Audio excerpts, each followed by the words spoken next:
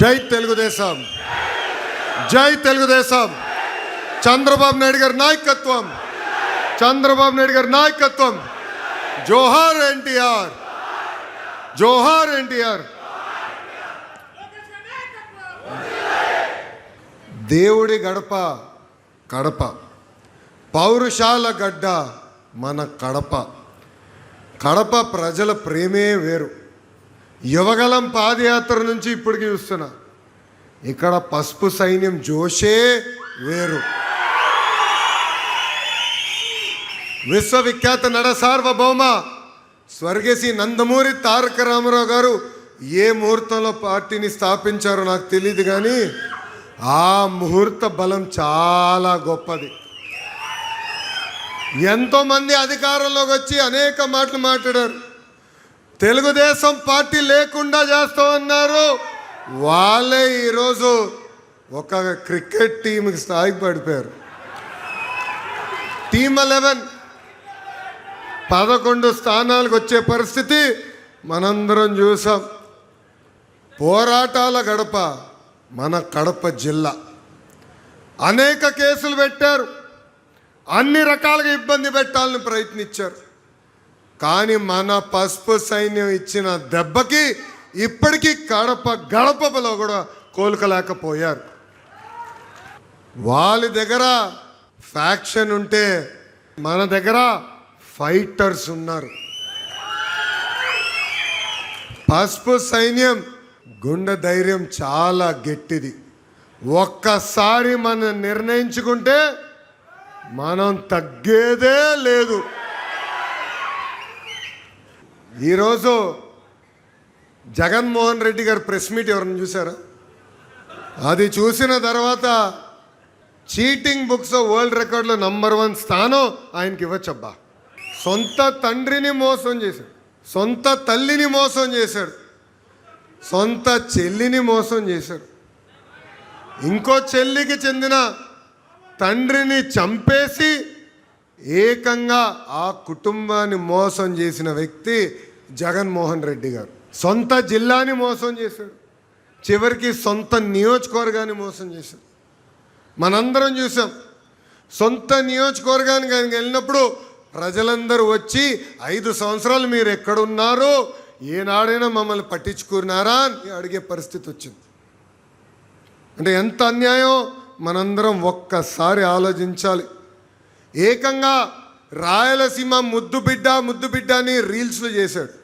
ఆనాడే చెప్పా, రాయలసీమకి క్యాన్సర్ గడ్డ జగన్మోహన్ రెడ్డి అని. రాయలసీమ ప్రజలందరూ ఒక్కసారి గుండెపైన చేయబెట్టుకుని ఆలోచించాలి. 5 సంవత్సరాలు రాయలసీమకు ఒక్క పరిశ్రమ తీసుకొచ్చారా? ఒక్క సాగునీటి ప్రాజెక్టు పూర్తి చేశారా? అంతెందుకు, బిందు సైద్యం లాంటి అద్భుతమైన ప్రాజెక్టుని కూడా ఆనాడు ఆపేసిన వ్యక్తి జగన్మోహన్ రెడ్డి. అన్నమయ్య ప్రాజెక్టులో గేట్లు కొట్టుకుపోతే కనీసం ఆ కుటుంబానికి ఆనాడు అండగా నిలబడలేదు.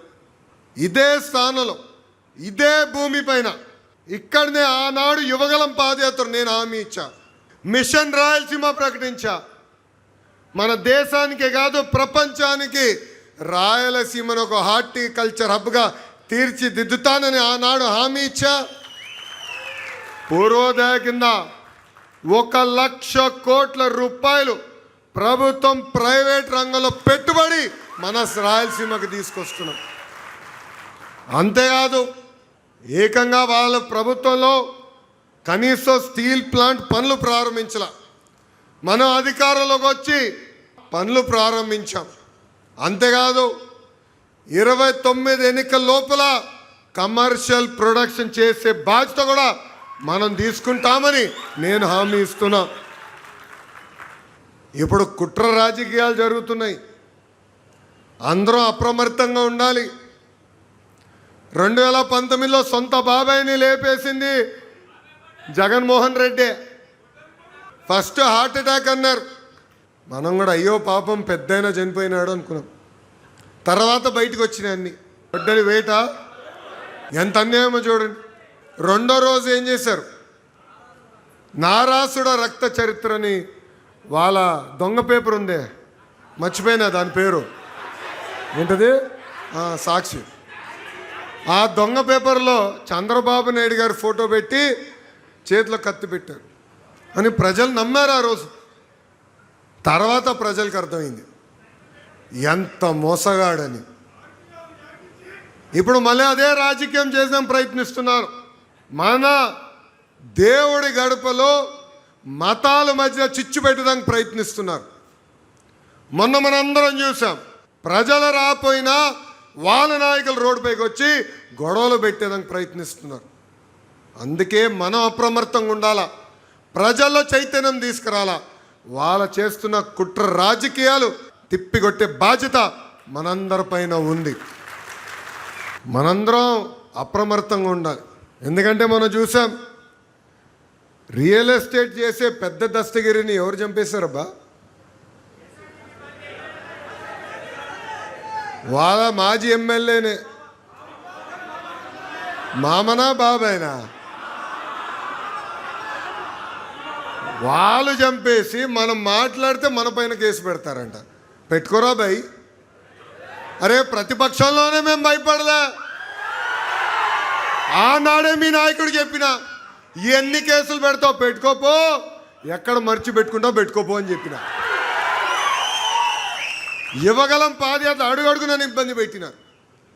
మైక్ లాక్కున్నారు, స్టూల్ లాక్కున్నారు. ఆ రోజే భయపడలే. అన్ని విషయాలు బయటకు వస్తాయి.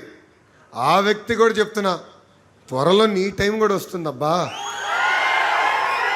ఎవరైతే చట్టాలు ఉల్లంఘించారో ఎవరిని వదిలిపెట్టే ప్రసక్తే ఉండదు. పలానా వ్యక్తి మావయ్యని, పలానా వ్యక్తి బాబాయ్ అనుకుంటే ఆ వ్యక్తి కూడా నేను కాపాడలేడని ఈ సభాముఖంగా ఆ వ్యక్తికి నేను హెచ్చరిక జారీ చేస్తున్నా. ప్రతిపక్షంలో మన ఇబ్బంది పెట్టారు, కేసులు పెట్టారు. పాదయాత్రలో పాల్గొంటే షాపులు మూయించారు. కానీ నాకు అండగా నిలబడింది నా ఎదురు కూర్చున్న పసుపు సైన్యం. ఈరోజు వేదికమైన మేమందరం కూర్చోగలుగుతున్నాం అంటే దాని వెనకాల మీ కష్టం ఉంది, త్యాగం ఉంది, మీ చెమట ఉంది. అందుకే మన జరిగిన మహానాడులో నేను చెప్పా, కార్యకర్తనే మా అధినేత అని. ఇది కేవలం చెప్పి వెళ్ళిపోతాం కాదు. పార్టీ ఆవిర్భావ దినోత్సవం అప్పుడు మన జాతీయ అధ్యక్షుల పక్కన కూర్చుంది మన కార్యకర్తలే. ఎవరైతే కష్టపడ్డారో, ఫీల్డ్లో తిరిగారో వాళ్ళని గుర్తించి తీసుకొచ్చి అధ్యక్షుల వారు ఆయన పక్కన కూర్చోబెట్టుకుంటాం జరిగింది. అంతేకాదు, మన జాతీయ అధ్యక్షుల వారు కానివ్వండి, నేను కానివ్వండి, ఏ నియోజకవర్గానికి ఒక ప్రభుత్వం కార్యక్రమంకి వెళ్తే తప్పనిసరిగా ప్రతి కార్యకర్తని పలకరించిన తర్వాతనే మేము తిరిగి అమరావతికి కూడా వెళ్తాం జరుగుతుంది. కార్యకర్త అధినేత నా ఆలోచన నాకు ఎందుకు వచ్చిందంటే, మనందరం చూసాం ప్రతిపక్షంలో మెడపై కత్తి పెట్టి తోట చంద్రయ్య చేత ఒక్కసారి వాళ్ళ నాయకుడికి జయగొట్టమని చెప్పారు. కానీ తోట చంద్ర ఏమన్నాడు? జై తెలుగుదేశం, జై చంద్రబాబు అని ప్రాణాలు కోల్పోయాడు. ఇట్లా ఎంతోమంది కార్యకర్తల త్యాగం ఉంది. కార్యకర్తలను గుర్తించేదానికి, వాళ్ళు నా గుండెల్లో పెట్టుకుని కాపాడుకునేదానికే కార్యకర్తనే మా అధినేత నేను ప్రకటిస్తాం జరిగింది. అందుకే ఇక్కడ ఉన్న మిమ్మల్ని అందరికీ పిలిపిస్తున్నా, వేదికమైన ఉన్న వాళ్ళందరూ కూడా పిలిపిస్తున్నా. కార్యకర్తలకు అందుబాటులో ఉండాలి, నిరంతరం కార్యకర్తల కోసం పనిచేయాలి. కేవలం సంక్షేమ అభివృద్ధమే కాదు, కలయిక అవసరం, కూర్చొని మాట్లాడుకుంటూ అవసరం. మీరందరూ చూశారు, గడిచిన 2 సంవత్సరాలు ఎన్ని ఆర్థిక ఇబ్బందులున్నా ఒక అద్భుతమైన సంక్షేమ అభివృద్ధి కార్యక్రమాలు మనం చేస్తున్నాం. ఇక్కడున్న అందరూ ఆలోచించాలి. చాలీ 200 రూపాయల పెన్షన్ని 2000 రూపాయలు చేసింది ఎవరు? మన నాయకుడు చంద్రబాబు నాయుడు గారు.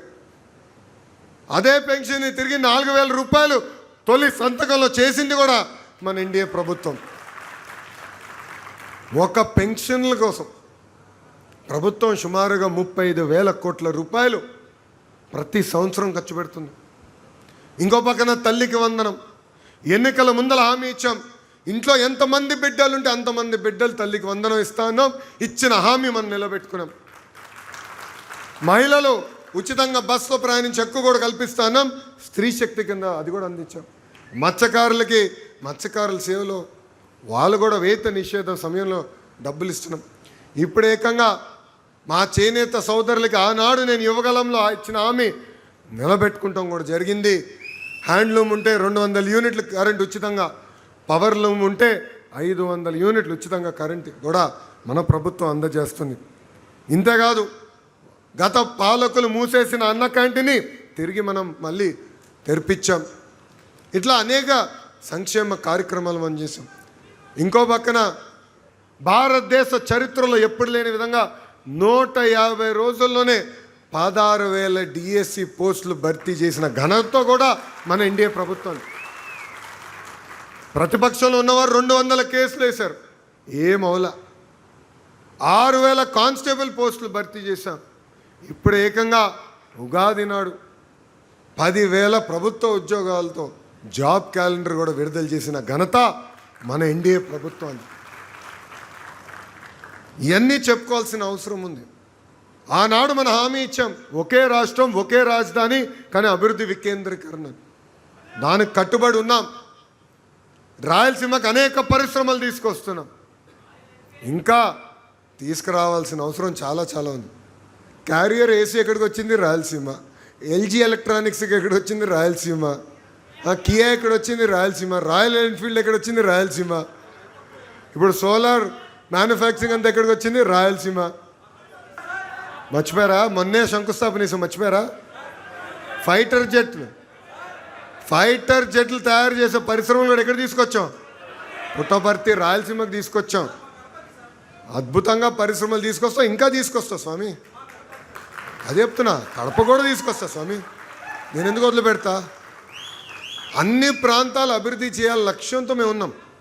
ఎందుకంటే పాదయాత్ర చేశా, యువకులు పడుతున్న కష్టాలు నేరుగా నేను చూసా. అందుకే ఆనాడు హామీ ఇచ్చా, యువగలం కింద 20 లక్షల ఉద్యోగాలు కల్పిస్తామని. అదే దిశగా మనం అడుగులేస్తాం కూడా జరుగుతుంది.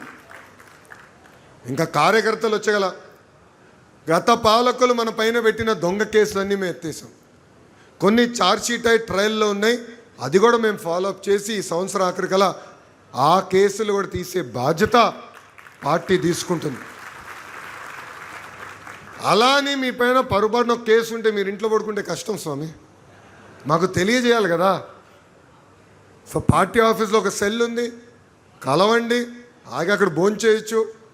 కేసులను రాసుకుంటే ట్రాకింగ్ పెట్టి హెచ్ఎం గారే బాధ్యత తీసుకుంటాం జరిగింది.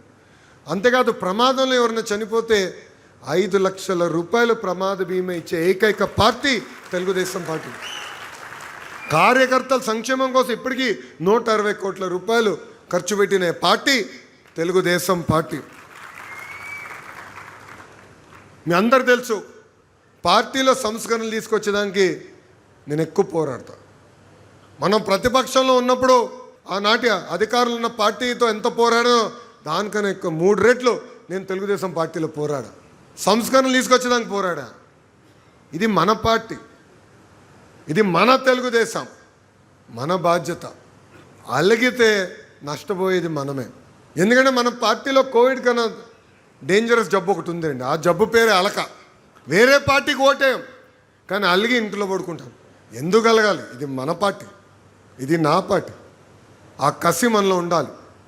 ఏ మార్పు అయితే పార్టీలో ఆశిస్తున్నాం దానికోసం కష్టపడాలి, అహర్నిశలు పోరాడాలి, 4 గోడల మధ్యన మాట్లాడుకోవాలి. మన జాతీయ అధ్యక్షుల వారితో ఎన్నోసార్లు నేను మాట్లాడు కానీ ఆయన నిర్ణయం తీసుకున్న తర్వాత బయటకు వచ్చి జై తెలుగుదేశం, జై చంద్రబాబు నాయుడు గారు అంట. సో కార్యకర్తలందరూ కూడా నేను కోరుతున్నా, సమస్యలు ఉంటాయి, దేవుడు కూడా అన్ని కోరికలు తీర్చలేడు కదా. కానీ మన సమస్యలు మనం పరిష్కరించుకోవాలి. మీరన్నా నన్ను కన్విన్స్ చేయాలి, నేనన్నా మిమ్మల్ని కన్విన్స్ చేస్తాను తప్ప పొరపాటున ఎవరైనా అలిగి ఇంట్లో పడుకుంటే మళ్ళీ మాధవిరెడ్డి గారు వచ్చి మిమ్మల్ని బయటికి లాక్కుని తీసుకెళ్తారు. పెద్దలు అన్నట్టు అనేక నామినేట్ పోస్టులు కూడా భర్తీ చేశాం. 2 సంవత్సరాలు అయిన తర్వాత వేరే వాళ్ళు కూడా అవకాశం వస్తుంది. మీరందరూ ఫీల్డ్లో ఉండండి. మా చుట్టూ తిరిగితే మీకు పదవులు రావు. ప్రజల చుట్టూ తిరగండి, మిమ్మల్ని ఎత్తుక్కుంటూ వచ్చే బాధ్యత తెలుగుదేశం పార్టీ తీసుకుంటుంది. పాదయాత్రలో కార్యకర్తలందరూ నన్ను కలిసినప్పుడు ఒక విషయం అడిగారు, అన్నా పనిచేసే వాళ్ళు గుర్తించాలి, అందుకే టెక్నాలజీ తీసుకొచ్చాం. మై టీడీపీ తీసుకొచ్చాం. ఎంతమంది వాడుతున్నారు మై టీడీపీ యాప్? చేతులు పైకెత్తండి. 70%. నాతో ఫోటో దిగిందా డౌన్లోడ్ చేయాలంటే మై టీడీపీలోనే డౌన్లోడ్ చేయాలి రబ్బా. మై టీడీపీ యాప్ ఎందుకు తీసుకొచ్చా అంటే, ఒక టాస్క్, ఒక బాధ్యత ఇచ్చినప్పుడు, పని పెట్టినప్పుడు వెళ్ళి సక్రమంగా నిర్వహించారో లేదా, ఎవరు చేస్తున్నారు ఎవరు చేయట్లేదు, ఎవరు యాక్టివ్గా ఫీల్డ్లో ఉన్నారు తెలుసుకున్నాక ఏర్పాటు చేశాం. టెక్నాలజీతో జోడిస్తేనే వాస్తవాలు మనం తెలుసుకోగలుగుతాం. మై టీడీపీ యాప్ను వాడండి. పార్టీ ఏదైతే బాధ్యతలు మీకు అప్పగిస్తుందో అది మై టీడీపీ యాప్ ద్వారా మాకు తెలియజేయమని ఈ సభాముఖంగా కార్యకర్తలందరూ నేను కోరుతున్నాను. ఇంకా మహానాడు ఉంది. గౌరవ ప్రధానమంత్రి నరేంద్ర మోడీ గారు, ఎందుకంటే స్ట్రెయిట్ ఆఫ్ హోర్ముజ్లో ఇజ్రాయెల్ అదేవిధంగా ఇరాన్ మధ్యన యుద్ధం జరుగుతుంది, పెట్రోలియం ప్రోడక్ట్స్ ధరలు బాగా పెరుగుతున్నాయి. సో అందరం ఖర్చులు తగ్గించాలి, కన్జంప్షన్ తగ్గించాలని గౌరవ ప్రధానమంత్రి గారు పిలుపునిచ్చారు. ఆ పిలుపు మేరకు మీరు వర్చువల్గా మహానాడు అటెండ్ అవ్వాల్సిన అవసరం వచ్చింది.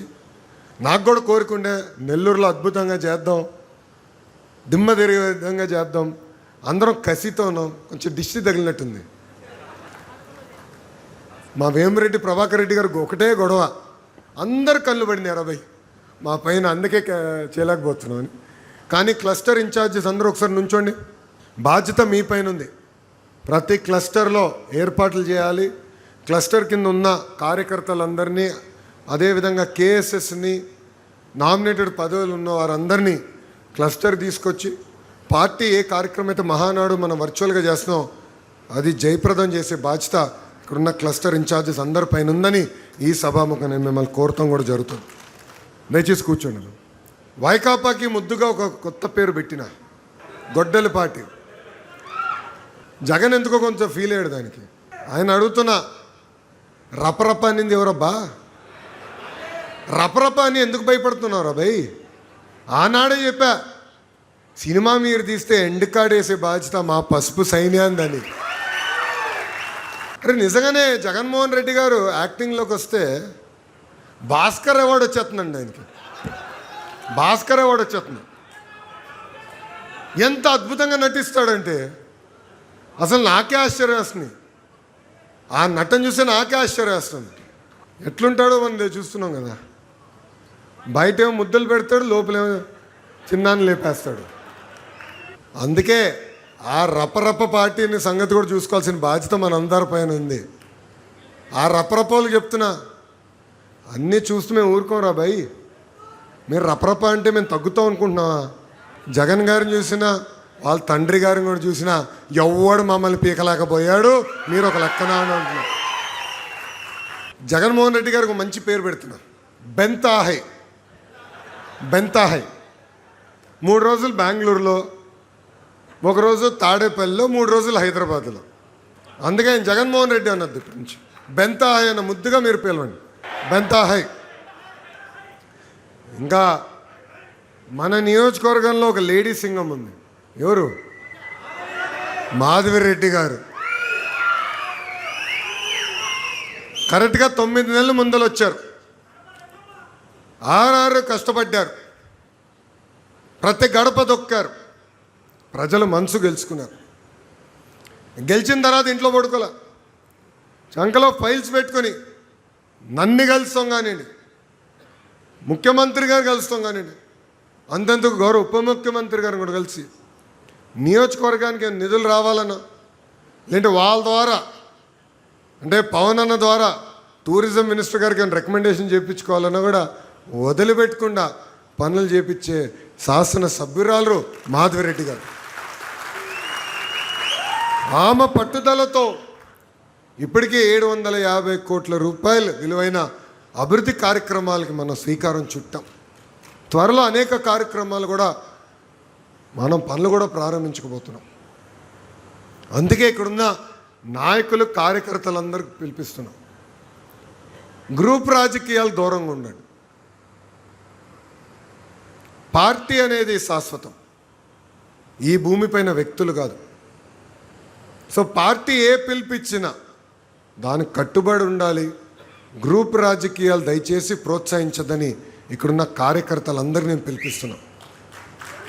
6 నిమిషాలు కష్టపడే ఎమ్మెల్యే గారు ఉన్నారు, మన గురించి ఆలోచించే ఎమ్మెల్యే గారు ఉన్నప్పుడు నిలబడాలి, ముందరికి నాయకత్వాన్ని నడిపించాలి.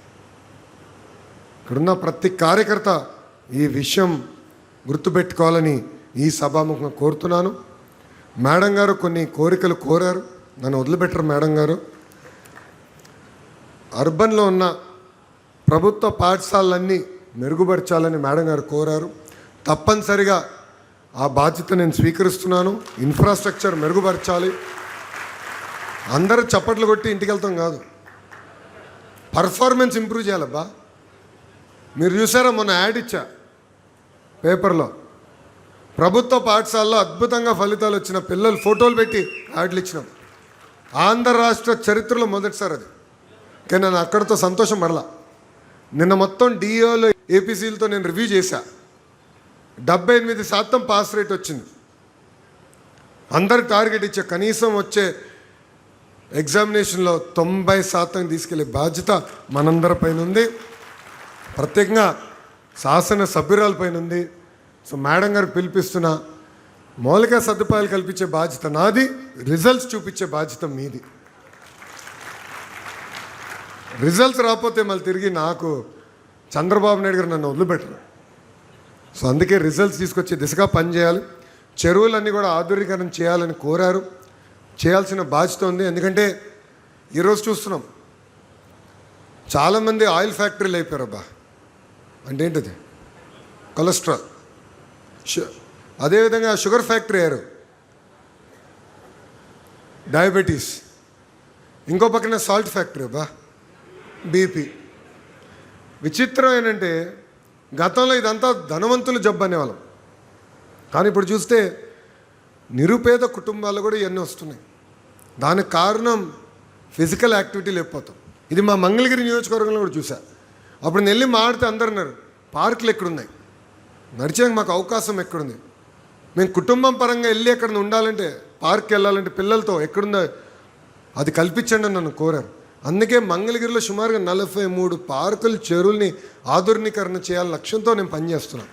అన్నీ అవులా పనులు ప్రారంభించాం. కానీ ఆ విలువ ఏంటో నాకు అర్థమైంది, ప్రజల కోరిక ఏంటో నాకు అర్థమైంది. తప్పనిసరిగా నారాయణ గారితో మాట్లాడి ఆ పనులు చేసే బాధ్యత నేను తీసుకుంటానని గౌరవ శాసనసభ్యురాలకి నేను హామీ ఇస్తాను జరుగుతుంది. అంతేకాకుండా కార్యకర్తలందరూ విషయం నేను ఆలోచించమంటున్నాను. ప్రభుత్వ కొనసాగింపు అనేది చాలా చాలా అవసరం అండి. ఈరోజు గుజరాత్ చూడండి ఎంత అభివృద్ధి చెందింది, ఒరిస్సా చూడండి ఎంత అభివృద్ధి చెందింది. 1995, 98, 99 అనుకుంటా ఒరిస్సాలో ఒకసారి తుఫాన్ వచ్చింది. మనం పంపించాల్సి వచ్చింది అధికారుల్ని, పోలీసుల్ని మనం పంపించి మొత్తం కరెంట్ రిస్టోర్ చేస్తాం జరిగింది. అలాంటిది ఈరోజు ఒరిస్సా ఎంత ముందరికి వెళ్ళిందో చూడండి. తలసరి ఆదాయంలో మనకన్నా ముందలున్నారు. అంటే ప్రభుత్వ కొనసాగింపు అనేది చాలా చాలా అవసరం. ఇది దయచేసి అందరూ గుర్తుపెట్టుకోవాలి. అందుకే అలక్కకి ఫుల్ స్టాప్ పెట్టండి, రండి మాడుకుందాం. ఈరోజు పార్టీ ఒక వ్యవస్థ, శాసనసభ్యురాలు ఉన్నారు, పార్లమెంట్ పార్టీ అధ్యక్షులు ఉన్నారు, మా జోనల్ కోఆర్డినేటర్ కొత్తగా వచ్చారు, ఆయన సీనియర్, గతంలో ఉత్తరాంధ్రలో అద్భుతంగా మనందరం గెలిపించిన వారు. శ్రీనివాస్ అన్న వచ్చారు, సవితమ్మ గారు కూడా ఉన్నారు, ఇన్ఛార్జ్ మార్చిలుగా మేడం గారు కూడా ఉన్నారు. సో అందరం ఉన్నాం, మన సమస్యలు పరిష్కరించేదనుకున్నాం. కానీ ఒక విషయం గుర్తుపెట్టుకోండి, కేవలం అభివృద్ధి చేసినాం, సంక్షేమం చేస్తే ఎన్నికలు గెలుస్తాం అనుకుంటే చాలా పొరపాటు. సంక్షేమ అభివృద్ధి అనేది ఒక పాస్పోర్ట్. అంటే ఆ ఊర్లో వెళ్ళేదానికి పాస్పోర్ట్ రావాలి. ఆ ఊరిలోకి వెళ్ళి మానవ సంబంధాలు పెంచుకోవాలి, హ్యూమన్ రిలేషన్షిప్స్ పెంచుకోవాలి. పలకరింపు చాలా అవసరం. భుజమైన చెయ్యేసి ఎలా ఉన్నావు పెద్ద అయినా, తాత, చిన్నమ్మ అంటే చాలా మార్పు వస్తుంది. నేను నా జీవితంలో చూసా. గౌరవ ప్రధానమంత్రి గారు నన్ను ఇంటికి పిలవాల్సిన అవసరం లేదు. ఆయన వెళ్తూ మొదటిసారి కలిసినప్పుడు, అరే ఇంటికి రారా అన్నారు. నేను అనుకున్నా ఏదో అంటారులే భయ్య ఆయనకి ఎందుకు అలా. గుర్తుపెట్టుకుని మళ్ళీ 2 సార్లు అన్నారు, ఏంట్రా పిలిస్తే ఇంటికి రావా అన్నారు. అప్పుడు తెలుసుకున్నా మానవ సంబంధాల పవర్ ఏంటో. అంటే ప్రధానమంత్రి గారు అంత టైం పెట్టి సంబంధాలు పెంచుకుంటున్నారంటే ఇంకా మనందరం ఎంత కష్టపడాలండి. గ్రామ స్థాయిలో ఎలాంటి సంబంధాలు పెంచుకోండి. దయచేసి ఇక్కడున్న కార్యకర్తలు గుర్తుపెట్టుకోండి, వేదికమైన నాయకులు గమనించాలని కోరుతున్నాం. మీరు చూశారు మొన్న జరిగిన బడ్జెట్ సమావేశంలో 13 రోజులు ప్రతిరోజు 2 పార్లమెంట్లో ఉన్న శాసనసభ్యులు సభ్యురాలు వాళ్ళ కుటుంబంతో ఎంపీ గారు ఉంటే ఎంపీ గారు కుటుంబంతో సుమారుగా 60 మంది కూర్చుని రాజకీయాలు మాట్లాడాల, రూల్ పెట్టుకున్నారు, నో పాలిటిక్స్, సరదాగా మాడం. సో మానవ సంబంధాలు అనేది చాలా చాలా అవసరం అండి. దయచేసి ఇది గుర్తుపెట్టుకోవాలి. కార్యకర్తలు మనందరం కూడా ఒక విషయం, భూమిపైన ఉండాలి. అధికారం వచ్చిందని కాళ్ళు ఎగరేసుకుని తిరిగితే 151 అయింది. అది గుర్తుపెట్టుకోండి. ప్రజలు ప్రతిదీ గమనిస్తున్నారు, ప్రజలు ప్రతి విషయం చూస్తున్నారు. పని చేయగలుగుతాం, చేయలేకపోవచ్చు. నేను చెప్పినట్టు దేవుడు కూడా అన్ని కోరికలు తీర్చలేడు. కానీ మనం అంతా ప్రయత్నిద్దాం, పలకరింపుతో ముందరికి వెళ్దాం. ఇది చాలా చాలా అవసరం ఉంటుందని కార్యకర్తలందరూ నేను పిలిపిస్తూ కలిసికట్టుగా పనిచేద్దాం. మళ్ళీ 2029లో ఎన్డీఏని గెలిపించే బాధ్యత మనందరం తీసుకోవాలని ఈ సభాముఖంగా కోరుతున్నాం. ఈ కుట్ర రాజకీయాల గురించి చెప్పాను. మనం చూసాం ఒక సో కాల్డ్ జర్నలిస్ట్ ఎలా మాట్లాడారు, ఎంత అన్యాయంగా మాట్లాడారు. అక్కడతో ఆగరు. ఇప్పుడు ఏం చేస్తారంటే జనసేన ముసుగులో ఫేస్బుక్ ఇన్స్టాగ్రామ్ పేజీలు ఓపెన్ చేసి మన్ని తిడతారు, టీడీపీ ముసుగులో ఓపెన్ చేసి వాళ్ళని తిడతారు, మళ్ళీ బీజేపీ ముసుగులో ఓపెన్ చేసి 2 పార్టీలను తిడతారు. అంటే మన మధ్య చిచ్చు పెట్టడానికి ప్రయత్నిస్తున్నారు. వాళ్ళు చిచ్చు పెట్టినంత మాత్రాన ఏదో అవుతుంది అనుకోదు, కానీ అప్రమత్తంగా ఉండాలి, ప్రతిదీ చూడాలి, గమనించాలి. అంతేగాని ఓవర్ కాన్ఫిడెన్స్తో పనిచేస్తే మనం మళ్ళీ ఓటమి చెందుతాం. 2014-19 అద్భుతంగా సంక్షేమ అభివృద్ధి చేసినాం, కానీ చేసిన పని చెప్పుకోలేకపోయాం. మీరు కూడా కోరారు, నాతో పాదయాత్ర చేసినప్పుడు అన్నారు, అన్న అధికారంలోకి వచ్చిన తర్వాత కూడా ఇట్లనే మాట్లాడాలి, ఇట్లనే కలవాలని. ఆనాడు హామీ ఇచ్చిన, కలుస్తాను. నేనే కాదు, అధ్యక్షుల వారు కూడా కోరుతా, ఆయన కూడా కలుస్తారని. చంద్రబాబు నాయుడు గారు కూడా ఈరోజు ఏ నియోజకవర్గంకి వెళ్ళినా 1200 మంది ఉండండి, 1500 మంది ఉండండి, 2000 మంది ఉండండి, ప్రతి కార్యకర్తతో ఫోటో దిగిన తర్వాతనే ఆయన తిరిగి వస్తున్నారు అమరావతికి. సో మేమెంత కష్టపడుతున్నాం, మేము కార్యకర్తలు కలవాలని తాపత్రయం ఎంత ఉన్నప్పుడు మీరెంత ఉండాలి, మీరెంత ఉండాలి, క్లస్టర్ ఇన్ఛార్జీలు ఎంత ఉండాలి, యూనిట్ లెవెల్తో ఎంత ఉండాలి, బూత్లో ఉన్న వాళ్ళు ఎంత కష్టపడాలి. దయచేసి ఇది గమనించండి, ఇది గుర్తుపెట్టుకోండి అని ఈ సభాముఖంగా నేను మిమ్మల్ని అందరూ కోరుకుంటూ, నాకింత అద్భుతమైన అవకాశం ఇచ్చిన ఈ పసుపు సైన్యానికి నా హృదయపూర్వక ధన్యవాదాలు తెలియజేసుకుంటున్నా. ఎందుకంటే జాతీయ వర్కింగ్ ప్రెసిడెంట్గా నాకు మీరే అవకాశం ఇచ్చారు. బాధ్యత పెరిగిందా, బరువు పెరిగిందా తెలియట్లేదబ్బా. ఎందుకంటే పదవి ఏనాడు నేను కోరిన వాడిని కాదు. మీకు తెలుసు, పదవి ఉన్నా లేకపోయినా పని చేసుకుంటూ వెళ్ళేవాడిని, ఎవరికి ఎక్కడ సమస్య ఉన్నా పని చేసుకుంటూ వెళ్తున్న వాడిని. కానీ ఇప్పుడు ఆ పదవి ఇచ్చారంటే బాధ్యత పెరిగింది అనుకుంటున్నా. ఇంకా పని చేయాలి, 18 గంటలకు పని చేస్తే సరిపోతులే, 20 గంటలు పని చేయాలి ఈడని చంద్రబాబు నాయుడు గారు నిర్ణయించుకున్నట్టున్నారు. సో 75 సంవత్సరాల వయసులో ఆయన అంత పని చేస్తే మనం ఎంత పని చేయాలని ఆలోచించాలి. పని చేస్తా, మీకు అందుబాటులో ఉంటా, కలిసికట్టుగా పార్టీని మనం నడిపించుకుంటూ వెళ్ళాలి. ఇది కేవలం ఒక్క వ్యక్తి వల్ల అవదు, మనందరూ ఒక కుటుంబం, ఒక సైన్యం లాంటి వాళ్ళం. సో మీరన్నా నన్ను కన్విన్స్ చేయండి, నేనన్నా మిమ్మల్ని కన్విన్స్ చేస్తాను. అంతేగాని ఒకే నినాదం పైన ఉండాలి, అది జై తెలుగుదేశం అని ఈ సభాముఖంగా మిమ్మల్ని అందరినీ కోరుకుంటూ, నాకు ఇంత అద్భుతమైన అవకాశం ఇచ్చిన మీ అందరికీ పేరు పేరున నా హృదయపూర్వక ధన్యవాదాలు తెలుపుకుంటూ మీ అందరి దగ్గర నుంచి సెలవు తీసుకుంటున్నాను. జై తెలుగుదేశం, జై తెలుగుదేశం. చంద్రబాబు నాయుడు గారి నాయకత్వం, చంద్రబాబు నాయుడు గారి నాయకత్వం. జోహార్ ఎన్టీఆర్, జోహార్ ఎన్టీఆర్.